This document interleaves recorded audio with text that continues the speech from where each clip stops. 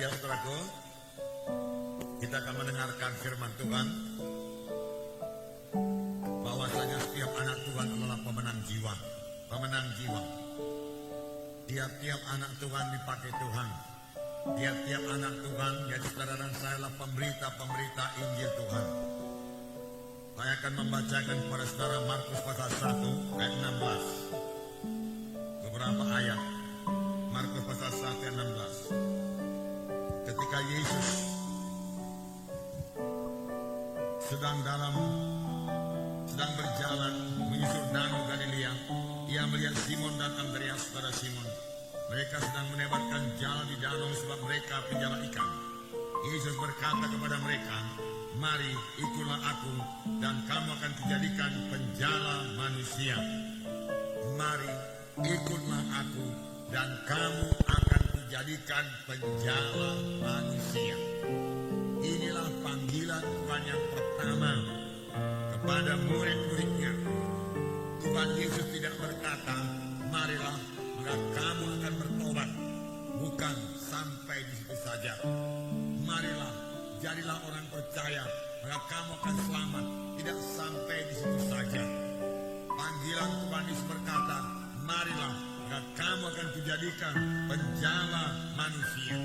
Tujuannya apa? Yaitu menjadi penjala manusia. Tuhan menghendaki kita menjadi penjala manusia. Menjala manusia buat kerajaan sorga. Sebab di luar kerajaan sorga manusia ini binasa. Oleh sebab itu Tuhan mau memakai kita semua menjala jiwa-jiwa masuk dalam kerajaan sorga. Jangan katakan saya tidak sanggup, saya tidak bisa berbicara, saya lemah. Firman Tuhan berkata di sini, "Aku yang menjadikan kamu penjala manusia." Marilah, akan kujadikan kamu penjala manusia. Tuhan Yesus berkata. Dan pada akhir daripada pelayanan Tuhan Yesus, sekali lagi Tuhan Yesus berkata dalam Markus 16 ayat 15, lalu ia berkata kepada mereka, "Pergilah ke seluruh dunia, beritakanlah Injil kepada segala makhluk. Siapa yang percaya dan dibaptis akan diselamatkan, tetapi siapa yang tidak percaya akan dihukum. Tanda-tanda ini akan menyertai orang-orang yang percaya. Mereka akan mengusir setan-setan demi namaku. Mereka akan berbicara dalam bahasa-bahasa yang baru bagi mereka. Mereka akan memegang ular, dan sekalipun mereka minum racun maut, mereka tidak akan mendapat celaka. Mereka akan meletakkan tangannya atas orang sakit, dan orang itu akan sembuh." Saudara, akhirnya dari pelayanan Tuhan Yesus, Tuhan Yesus berkata, "Pergilah ke seluruh dunia, beritakanlah Injil kepada segala makhluk." Semua anak-anak Tuhan diajak Tuhan, diperintahkan Tuhan untuk memberitakan Injil kepada segala makhluk, memberitakan Injil kepada setiap jiwa-jiwa. Siapa yang percaya dan dibaptiskan, dia akan selamatkan. Setelah percaya, memang kita perlu dibaptiskan. Tapi siapa yang tidak percaya akan dihukum. Tentunya mereka lebih dahulu mendengarkan Injil Tuhan, baru mereka mengambil keputusan untuk percaya ataupun tidak percaya. Tetapi mereka harus mendengarkan Injil terlebih dahulu. Bagaimanakah mereka dapat mendengarkan Injil? Kalau setiap anak-anak Tuhan menjadi pemberita-pemberita Injil. Setiap anak-anak Tuhan yang sudah selamat memberitakan Injil Tuhan. Dan Tuhan berkata, tanda-tanda ini akan menyertai orang-orang yang percaya. Yaitu saudara dan saya. Tanda-tanda ini bukan untuk rasul-rasul. Tanda-tanda ini bukan untuk pendeta-pendeta saja. Tapi bagi setiap anak-anak Tuhan. Di sini dikatakan, mereka akan mengusir setan-setan demi namaku. Mengusir setan dalam nama Yesus. Karena setan adalah musuh manusia. Setan menghalangi manusia ini masuk di sorga. Setan menghalangi pemberitaan Injil. Setan memberikan penyakit. Setan mengikat manusia ini dalam dosa. Setan mengikat manusia dalam kenajisan. Kita harus dapat mengusir mereka. Mengusir setan dalam nama Yesus. Amin, saudara. Dan mereka akan meletakkan tangan atas orang sakit, lalu orang itu akan sembuh. Jangan katakan saya tidak bisa. Firman Tuhan berkata saudara bisa, amin. Mengapa tidak bisa? Karena saudara tidak mempraktekannya. Mari kabarkan Injil. Kemudian saudara temui orang yang sakit, yang keberatan, yang merasuk setan. Usirkan setannya dalam nama Yesus. Kemudian letakkan tangan atas orang sakit itu, maka orang itu akan sembuh. Firman Tuhan berkata demikian. Bukan saudara yang menyembuhkan, Tuhan yang menyembuhkan, amin. Tuhan yang menyembuhkan. Tapi saudara harus bergerak. Masih ada kesempatan karena marilah bergerak. Di luar sana banyak jiwa-jiwa yang dikuasai oleh setan, yang dirusak oleh setan, yang dibutakan oleh setan. Apakah yang bisa menolong mereka? Dukun-dukun tidak akan bisa menolong mereka. Ilmu pengetahuan manusia tidak bisa menolong mereka. Kalau mereka sudah dikuasai setan, setan tidak takut kepada ilmu pengetahuan manusia ini. Tidak. Dia hanya takut pada nama Yesus. Dia takut kepada firman Tuhan yang hidup dan berkuasa. Siapakah yang memberitakan firman Tuhan kepada mereka? Kalau bukan anak-anak Tuhan. Oleh sebab itu mari semua anak-anak Tuhan bergerak. Firman Tuhan yang pertama tadi mengajak semua anak-anak Tuhan. Mari aku menjadikan kamu penjaga jiwa. Kamu tidak cukup sedang selamat saja. Sudah dapat berkat daripada Tuhan tidak cukup. Kamu harus menjadi penjaga jiwa. Kemudian yang terakhir kali sebelum dia berangkat ke sorga, Tuhan Yesus berkata, pergilah kamu, beritakanlah Injil kepada segala penjuru alam. Aku menyertai kamu sampai kesudahan alam. Tanda-tanda ini akan menyertai engkau. Engkau akan mengusir setan dalam namaku. Kebanyakan orang Kristen tidak mengusir setan. Tidak heran mereka mengalami banyak persoalan dalam hidupnya. Banyak halangan dalam pelayanannya. Karena dia tidak berbuat apa-apa kepada setan. Setan tidak kelihatan kepada mata manusia. Tetapi kerjanya yaitu untuk mencuri, membunuh, membinasakan. Dia tidak suka Injil diberitakan. Dia tidak suka anak-anak Tuhan datang ke gereja. Dia tidak suka jiwa-jiwa diselamatkan. Oleh sebab itu, sebisa-bisanya dia halangi jiwa-jiwa datang di kebaktian. Dia halangi jiwa-jiwa belum selamat datang ke gereja. Itu pula sebabnya setiap anak Tuhan harus mengerti tipu daya setan. Makanya sebelum anak Tuhan itu mengajak jiwa tersebut datang ke gereja, dia berdoa lebih dahulu dan mengusir setan dalam nama Yesus. Dalam nama Yesus, setan kau tidak bisa halangi jiwa ini. Dia akan kubawa hari ini untuk datang ke kebaktian di dalam nama Yesus. Setan engkau pergi, tinggalkan keluarga ini. Aku akan membawa dia kepada kebaktian dalam nama Yesus. Tidak boleh kau halangi dia dengan penyakit. Tidak boleh kau halangi dengan keluarga lain. Atau dengan famili-familinya dan lain sebagainya. Dalam nama Yesus, lepaskan jiwa tersebut dalam nama Yesus. Saya usir engkau dari keluarga tersebut. Dalam nama Yesus. Dan dalam nama Yesus kau tidak boleh jamah keluargaku. Dalam nama Yesus. Katakan demikian kepada setan. Usirkan dalam nama Yesus. Amin. Banyak kali anak-anak Tuhan tidak berbuat apa-apa kepada setan. Dia akan mengalami banyak persoalan dalam hidupnya. Dan bahkan banyak penyakit-penyakit saudaraku. Langsung akibat daripada pekerjaan setan. Itu sebabnya kita mengusir setan dalam nama Yesus. Dalam pelayanan Tuhan Yesus dikatakan, maka dibawalah kepada Tuhan Yesus beberapa banyak orang sakit dan orang-orang yang dirasuki setan. Maka diusirnyalah setan itu dengan sepatah kata, maka orang itu sembuh. Nyata-nyata penyakit itu diakibatkan oleh setan. Setelah setannya diusir, penyakitnya sembuh. Amin, saudara. Sampai sekarang setan masih beroperasi. Jangan anggap setan sudah berhenti bekerja sekarang. Itu sebabnya sampai sekarang setiap anak-anak Tuhan masih dalam peperangan. Dan peperangan kita bukan melawan darah dan daging. Bukan melawan manusia. Peperangan kita melawan roh-roh jahat udara. Penguasa-penguasa jahat udara. Penghulu-penghulu jahat udara. Setan iblis. Itulah dia musuh kita. Yang menghalangi pekerjaan Tuhan. Menghalangi penginjilan. Menghalangi KKR. Menghalangi anak-anak Tuhan untuk bersaksi.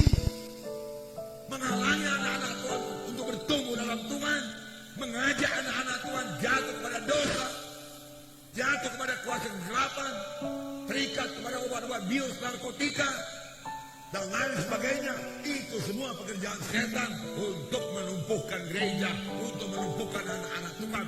Oleh sebab itu Tuhan telah lebih dahulu memberikan kuasa kepada gerejanya, yaitu mengusirkan setan di dalam nama Yesus. Pakailah kuasa itu, amin. Pakai kuasa itu. Tuhan berkata ini tanda orang percaya, bukan tanda pendeta-pendeta saja, bukan tanda gembala sidang, tanda penginjil-penginjil, rasul-rasul, nabi-nabi, guru-guru. Mereka akan mengusir setan dalam nama Yesus, tidak. Setiap anak Tuhan yang sudah lahir baru diberikan Tuhan kuasa untuk mengusir setan di dalam nama Yesus. Praktekkan, amin. Haleluya. Maka saudara akan merasakan damai Tuhan, bebas saudaraku dari pekerjaan setan. Nah, saudara yang kasih dalam nama Yesus, tiap-tiap anak-anak Tuhan perlu jadi pemenang jiwa. Ladang-ladang sudah menguning. Yohanes 4 ayat 35. Yohanes 4 ayat 35. Yesus melihat ladang-ladang yang sudah menguning. Biarlah kita juga melihat, terlebih pada akhir zaman ini, mari kita lihat ladang-ladang yang sudah menguning, yaitu jiwa-jiwa yang sudah matang buat dituai. Saya membacakan Yohanes 4:35. Bukankah kamu mengatakan 4 bulan lagi tibalah musim menuai? Tetapi aku berkata kepadamu, lihatlah sekelilingmu dan pandanglah ladang-ladang yang sudah menguning dan matang buat dituai. Kamu berkata 4 bulan lagi musim menuai. Boleh jadi murid-murid melihat ladang biasa, ladang gandum, yang menurut perkiraan mereka 4 bulan lagi baru bisa dituai, karena ladang itu baru ditanami. Tetapi yang dilihat Tuhan ini adalah ladang Tuhan, jiwa-jiwa yang sudah menguning, masak buat dituai. Tetapi aku berkata kepadamu, Tuhan berkata, angkatlah matamu, lihatlah sekelilingmu, pandanglah ke ladang-ladang sudah menguning buat dituai. Sekarang juga kita perlu mengangkat mata kita, memandang ladang-ladang Tuhan sekeliling kita ini. Apakah itu tidak lain daripada jiwa-jiwa yang tersesat, jiwa-jiwa yang terhilang, jiwa-jiwa yang belum diselamatkan, yang masih hidup dalam dosanya, diperbudak oleh hawa nafsunya, diperbudak oleh dosa, tiap hari bertambah dekat pada neraka. Mereka sudah matang buat dituai. Tetapi ada satu lagi keluhan Tuhan Yesus, yaitu Lukas 10 ayat 2 dan 3. Saya membacakan kepada saudara. Lukas 10 ayat 2 berkata, katanya kepada mereka, tuaian memang banyak tetapi pekerja sedikit. Karena itu mintalah kepada Tuhan yang punya tuaian supaya mengirimkan pekerja-pekerja untuk tuaian itu. Persoalannya di sini, walau ladang-ladang sangat luas, ladang-ladang sudah menguning, siap sedia buat dituai, tetapi pekerja-pekerja sedikit, pekerja-pekerja sedikit. Marilah bayangkan pada pagi hari ini, saudara berdiri di tepi satu ladang yang sangat luas. Sejauh-jauh mata memandang, saudara melihat padi-padi yang sudah menguning semua. Boleh jadi berkilometer ke sana, menguning semua buat dituai. Tetapi saudara hanya melihat 20, 30, 40 pekerja saja. Pada ladangnya begitu lebar, begitu luas. Dan di kejauhan sana saudara melihat awan gelap datang, yang berarti badai akan turun, menghancurkan semua ladang-ladang yang sudah menguning itu. Dan pekerja-pekerja begitu sedikit, hanya 20-30 orang. Tentu akan banyak sekali hasil panen itu akan musnah, tidak sempat dituai, hancur oleh badai tersebut. Inilah keadaan jiwa-jiwa pada sekarang ini, pada akhir zaman ini, saudaraku.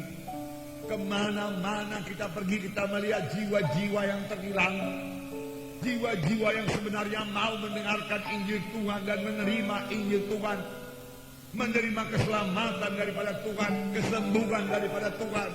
Tetapi sangat kurang yang menginjil, sangat kurang pemberita-pemberita Injil, sangat sedikit yang menuai, sangat sedikit yang mau membawanya ke gereja, membawanya ke KKS, membawanya kepada baptisan air.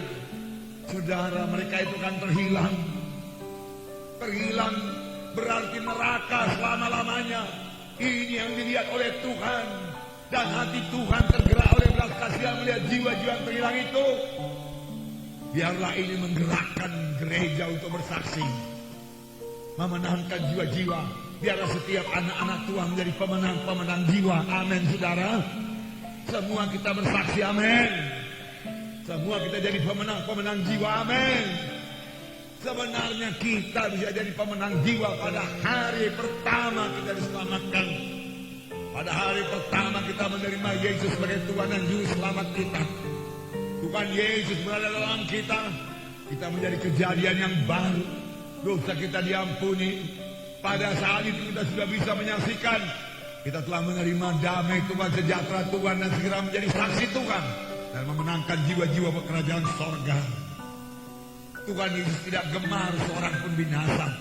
Tetapi ia mau supaya sekalian sampai kepada pertobatan.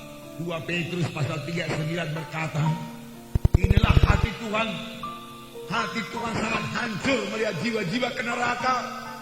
Karena darah Yesus telah dicurahkan untuk menebus seluruh manusia ini. Darah Yesus cukup untuk menyelamatkan seluruh manusia yang ada dalam muka bumi ini. Tetapi sayangnya tiap-tiap hari, bukannya tiap-tiap hari, tiap-tiap jam, bukannya tiap-tiap jam, tiap-tiap menit, saudaraku, tiap-tiap detik, jiwa-jiwa mengalir ke neraka, saudaraku.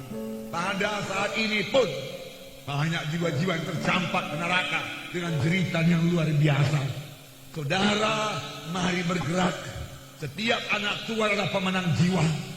Biarlah saudara menyadari, saya diselamatkan Tuhan untuk memenangkan jiwa-jiwa. Saya selamat bukan supaya untuk diri saya saja. Saya selamat supaya saya bisa menyelamatkan orang lain lagi. Saya selamat supaya saya bisa membawa orang lain pada keselamatan. Amin. Sadarilah, saudaraku. Sadarilah. Kita selamatkan Tuhan bukan supaya kita diberkati Tuhan saja. Boleh menyanyi, memuji, menyembah Tuhan dengan sukacita. Haleluya, Tuhan aku sembuh Tuhan. Haleluya, Tuhan aku diberkati Tuhan. Aku diberkati, aku diberkati. Benar, benar. Tuhan kita Tuhan yang pemurah. Dia sangat mengasihi saudara. Dia sudah memberkati saudara. Bahkan dia akan memberkati lagi dengan lebih limpah lagi. Sehingga saudara tidak akan kekurangan. Karena Tuhan sudah datang sebagai domba itu orang hidup yang berkelimpahan. Tetapi Tuhan juga meminta setiap anak-anaknya memberi buah kepada Tuhan. Jangan hidup bagi diri sendiri saja. Salah satu tanda akhir zaman yang bisa juga jadi kepada anak-anak Tuhan, yaitu hidup mementingkan diri sendiri, tidak peduli orang lain. Tapi marilah mulai saat ini kita pedulikan jiwa-jiwa yang terhilang. Dan kita bersaksi kepada mereka. Itu tanggung jawab kita. Tuhan akan bertanya kepada kita, mengapa engkau tidak memberitakan Injilku kepada dia? Padahal dia berada dalam jangkauanmu. Engkau kenal dia. Itu familimu, itu saudaramu, itu temanmu. Tetapi engkau menceritakan segala perkara kepada dia, kecuali firmanku engkau tidak beritakan kepada dia. Banyak orang Kristen demikian, saudaraku. Cerita dengan temannya segala macam cerita dunia ini, darah. Tetapi tidak menceritakan jalan keselamatan kepadanya. Walaupun dia tahu temannya itu belum selamat, belum lahir baru. Mengapa? Karena takut temannya akan tersinggung. Takut hubungan mereka akan menjadi retak dan lain sebagainya. Tetapi firman Tuhan berkata, kalau engkau tidak memberitakan Injil Tuhan kepadanya, padahal dia berada dalam jangkauanmu, maka darahnya akan kutuntut daripadamu. Mari bergerak, saudaraku, amin, saudara. Mari bergerak, saudara. 5 miliar atau 6 miliar manusia sekarang berada di muka bumi ini. Jangan katakan kematian kami 10.000 orang, haleluya. 1000 salguruk, haleluya, puji Tuhan. Apakah itu dibanding dengan 5 miliar manusia, saudaraku? Memang bukan gereja kita saja dipakai Tuhan. Kalau gereja kita saja yang dipakai Tuhan, kita sudah putus asa pun, saudaraku. Tetapi Tuhan mau semua gereja bergerak, termasuk gereja kita bergerak, setiap anak Tuhan jadi pemenang jiwa. Hanya dengan demikian saja perintah agung itu bisa digenapkan. Ingat, itu perintah dari Tuhan Yesus. Perintah, ada tuh. Perintah yang berlaku bagi saudara, berlaku bagi saya, pribadi demi pribadi. Bukan bagi pendeta saja, bukan bagi guru agama saja, bukan bagi penginjil saja. Itu perintah agung bagi setiap anak-anak Tuhan. Jangan tertipu oleh tradisi gereja. Dalam gereja-gereja tradisi yang mengerjakan pekerjaan Tuhan hanya 5%. 95% hanya datang untuk menonton. Hanya datang untuk kebaktian, duduk berdiri, angkat tangan, berdoa. Berdoa pun tidak, berdoa pendeta aja yang berdoa, kemudian pulang, berikan sedikit persembahan. Kita selamatkan Tuhan bukan untuk begitu saja, saudaraku. Kita selamatkan Tuhan untuk kerja keras, amin. Kita diselamatkan untuk berkeringat buat Tuhan, amin. Kita diselamatkan Tuhan menggenapkan amanat agung, yaitu pergilah kamu, bukan tunggu di gereja. Banyak anak Tuhan tidak pernah pergi untuk mencari jiwa.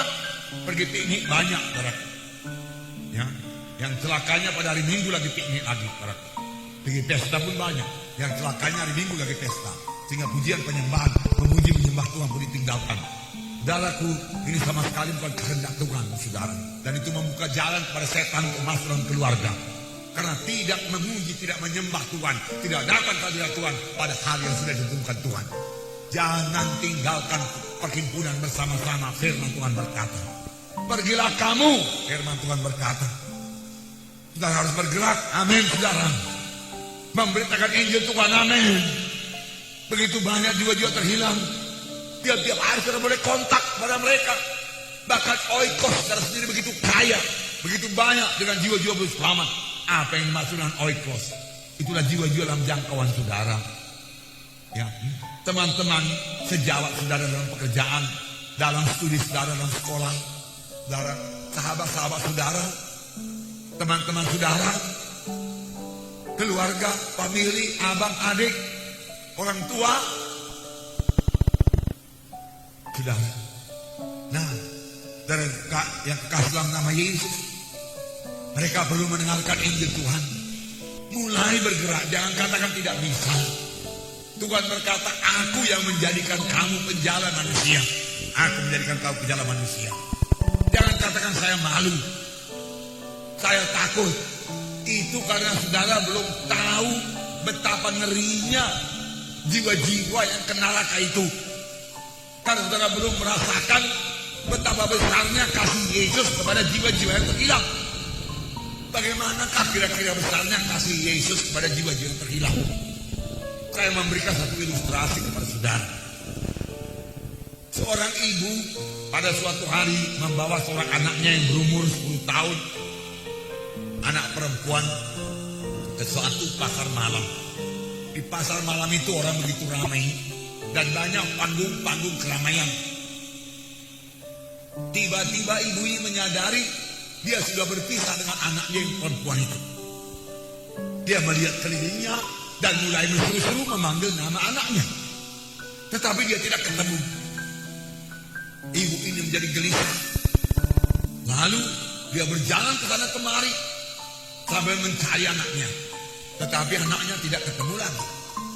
Apakah diperbuat oleh ibu ini? Ibu ini mulai berteriak-teriak di tengah orang ramai memanggil nama anaknya. Sebenarnya ibu ini seorang yang pemalu dan seorang yang pendiam.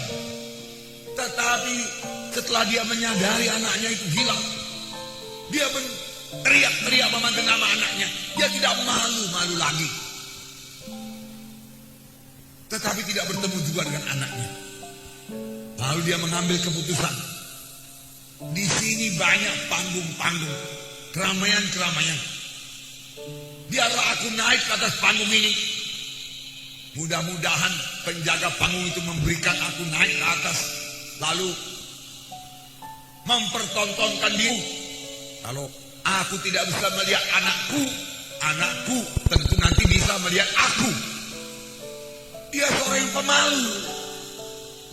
Dia tidak pernah berbuat demikian sebenarnya sebelumnya.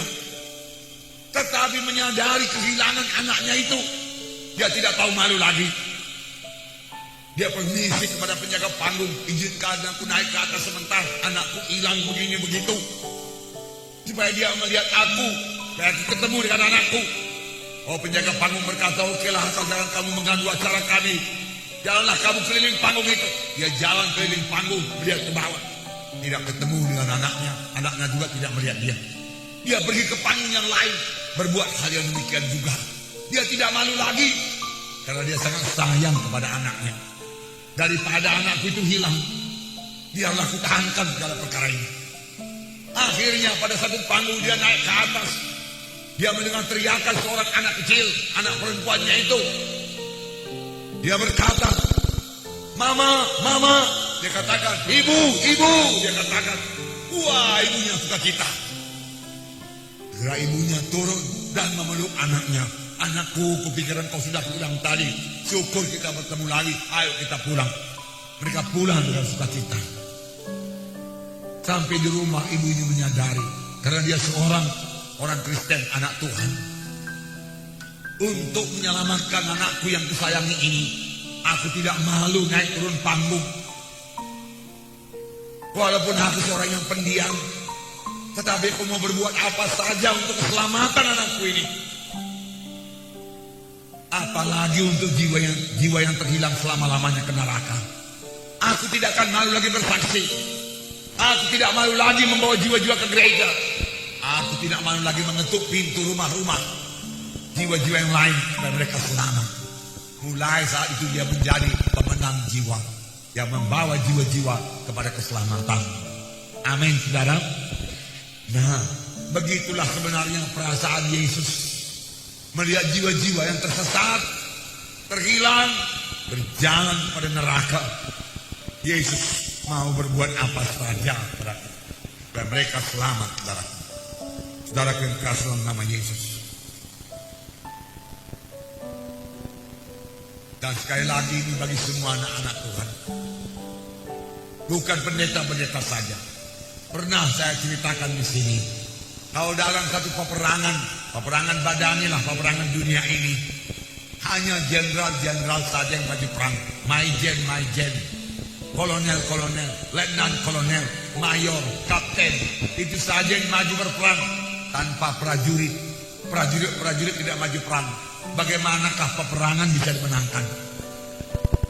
Saudaraku, sudah bisa dipastikan peperangan itu akan kalah, tidak bisa menang menghadapi lawan. Prajurit harus ikut serta. Prajurit yang di depan, saudaraku. Dialah yang berperang. Demikian juga kita ini anak-anak Tuhan. Bukankah dalam Efesus pasal 4 dikatakan, Tuhan telah memberikan rasul-rasul, nabi-nabi, guru-guru, gembala, penginjil-penginjil dalam satu gereja lokal. Untuk apa? Untuk memperlengkapi tubuh Kristus. Tubuh Kristus yaitu saudara dan saya. Semua anak-anak Tuhan adalah anggota tubuh Kristus. Tugas kami, gembala-gembala, memperlengkapi saudara untuk pekerjaan pelayanan. Jadi siapakah sebenarnya yang melayani? Siapakah sebenarnya yang memenangkan jiwa-jiwa? Tidak lain daripada saudara dan saya. Sebuah anak-anak Tuhan jadi pemenang jiwa, mengadakan pekerjaan pelayanan. Kami hanya melengkapi saja. Semua anak-anak Tuhan menginjil. Amin, saudara. Kita melihat dalam sidang pertama, Kisah Rasul pasal 8. Apakah yang terjadi dalam sidang pertama? Kisah 8. Saya membacakan ayat 1b, Kisah 8 1b. Pada waktu itu mulailah penganiayaan yang hebat terhadap jemaat di Yerusalem. Mereka semua kecuali rasul-rasul tersebar seluruh daerah Judea dan Samaria. Orang-orang saleh menguburkan mayat Stefanus serta meratapinya dengan sangat. Tetapi Saulus berusaha membinasakan jemaat itu, dan ia memasuki rumah demi rumah dan menyeret laki-laki dan perempuan keluar dan menyerahkan mereka untuk dimasukkan dalam penjara. Mulailah penganiayaan yang hebat terhadap jemaat di Yerusalem. Jadi mulai daripada gereja pertama, gereja lahir, sudah ada penganiayaan. Bahkan aniaya pada gereja pertama yang masih kecil itu disertai dengan pembunuhan, dipenjarakan. Oleh sebab itu nggak usah heran kalau pada akhir zaman ini juga banyak aniaya menimpa gereja. Tidak usah heran gereja-gereja dibakar. Semua itu pekerjaan setan.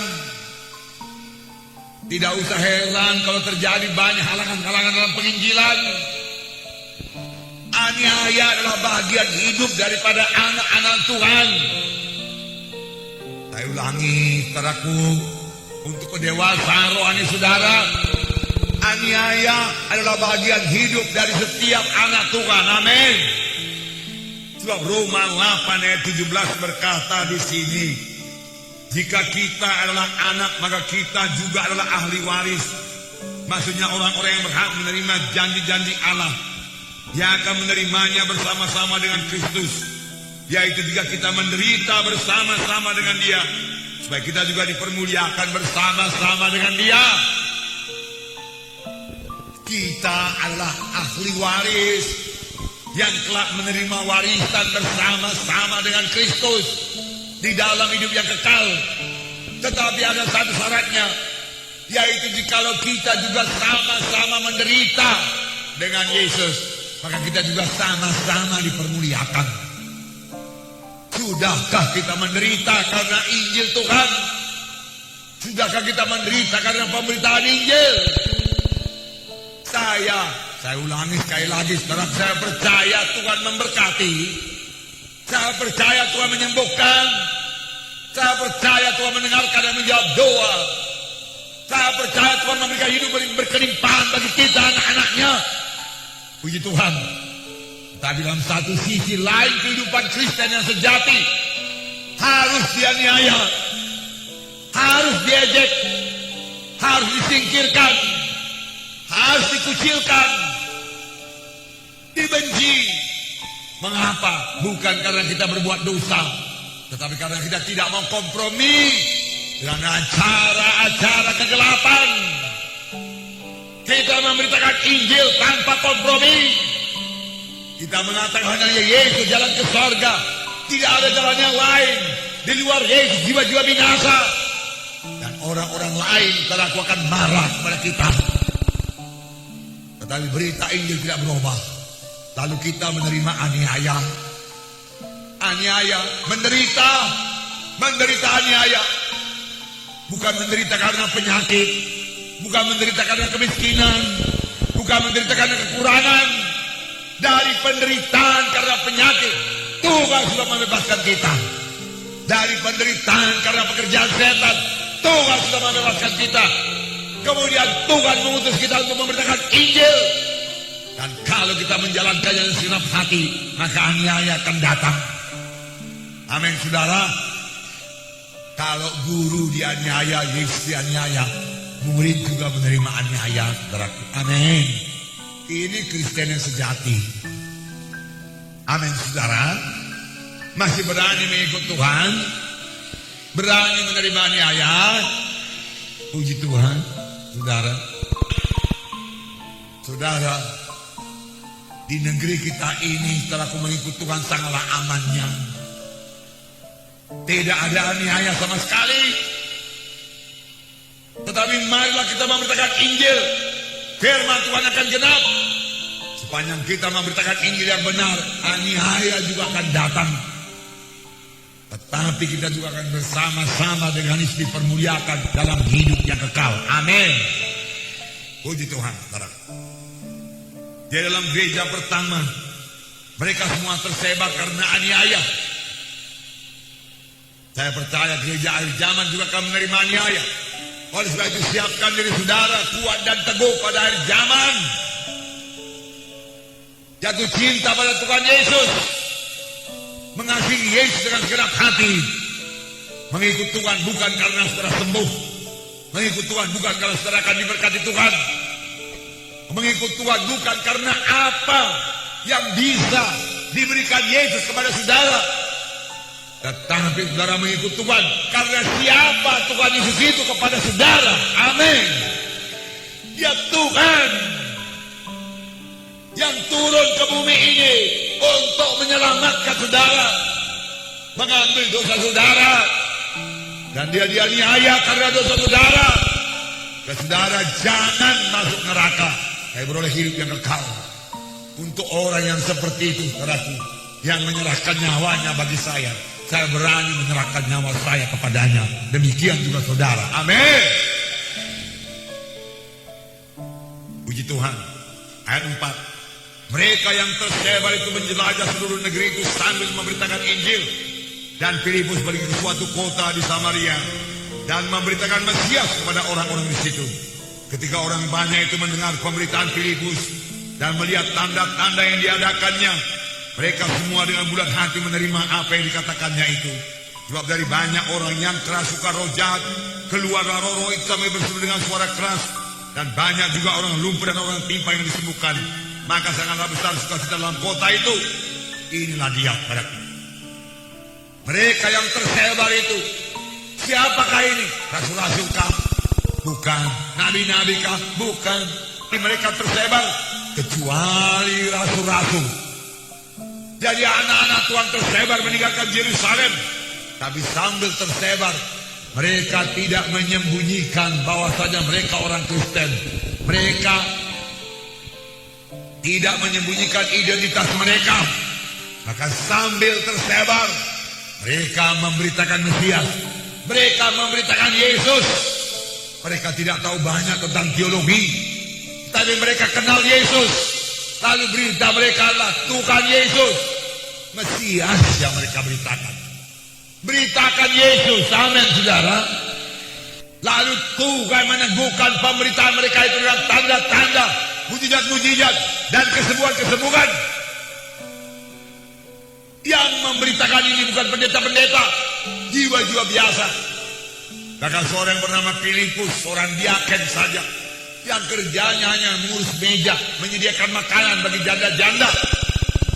Tetapi dia memberitakan Mesias. Lalu tanda-tanda daripada Tuhan menyertai. Sehingga banyak orang lumpuh berjalan, dia katakan. Orang timpang juga disembuhkan. Roh-roh jahat keluar dengan suara yang keras. Lalu sangatlah besar sukacita di dalam kota Samaria. Amin. Karena berita Injil diberitakan, sangatlah besar sukacita dalam satu keluarga selamat. Karena ada yang memberitakan Mesias pada mereka. Amin.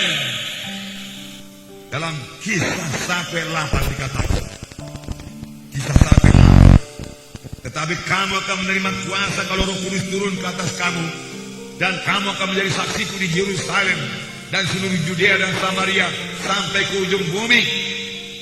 Tetapi kamu akan menerima kuasa, menerima dunamis, menerima gerakan Roh Kudus, menerima pimpinan Roh Kudus, menerima urapan Roh Kudus. Amin. Dan kamu akan menjadi saksiku Yerusalem, Judea, Samaria, hingga sampai ke ujung bumi.